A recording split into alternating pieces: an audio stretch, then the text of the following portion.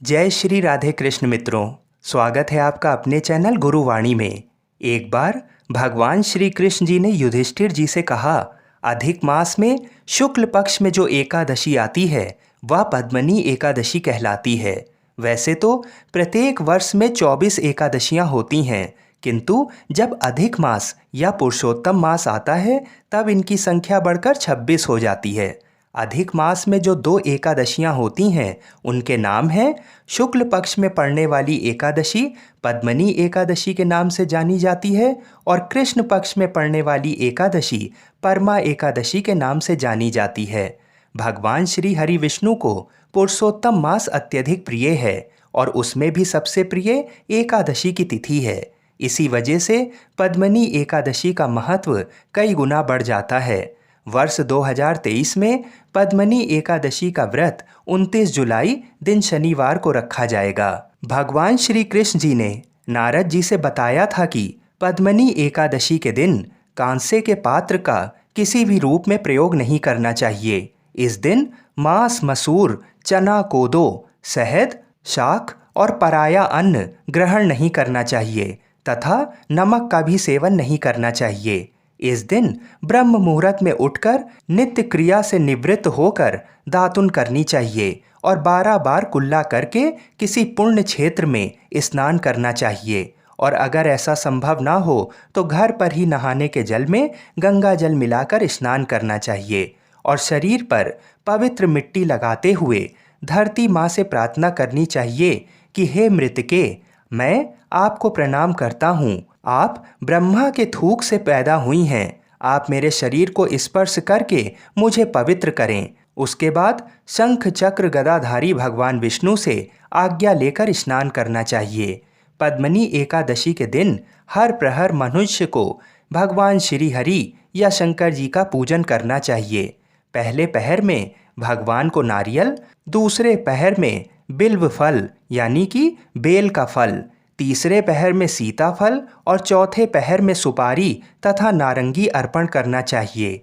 इससे मनुष्य को पहले पहर में अग्नि होम का, दूसरे में वाजपेयी यज्ञ का, तीसरे में अश्वमेघ यज्ञ का और चौथे में राजसूय यज्ञ का फल मिलता है। इस व्रत से बढ़कर संसार में कोई यज्ञ, तप, दान या पुण्य नहीं है। एकादशी का व्रत करने वाले मनुष्य को सभी तीर्थों और यज्ञ का फल प्राप्त हो जाता है और अंत में मनुष्य वैकुंठ को प्राप्त करता है।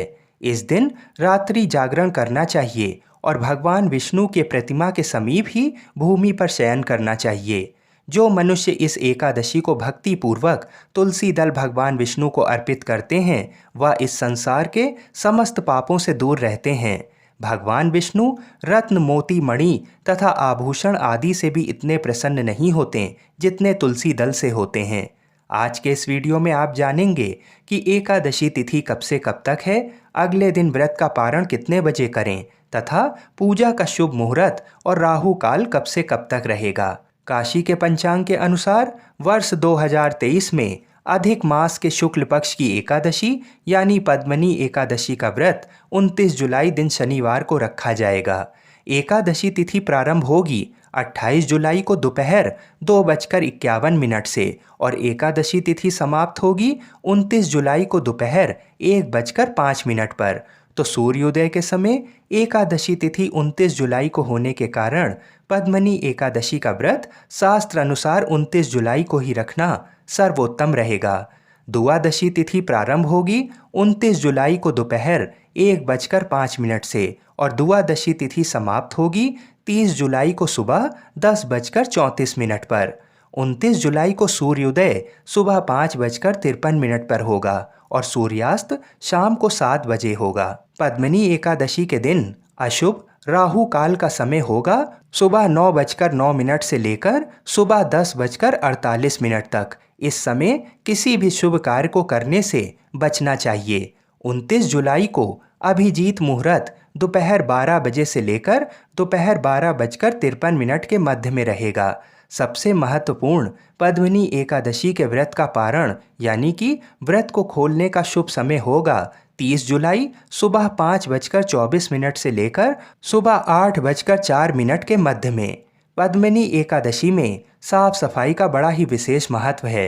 व्रत करने वाले व्यक्ति को प्रातः स्नान आदि करके भगवान विष्णु की प्रतिमा को पंचामृत से स्नान कराना चाहिए। पंचामृत से स्नान कराने से पूर्व प्रतिमा को शुद्ध गंगा जल से स्नान कराना बहुत ही शुभ होता है।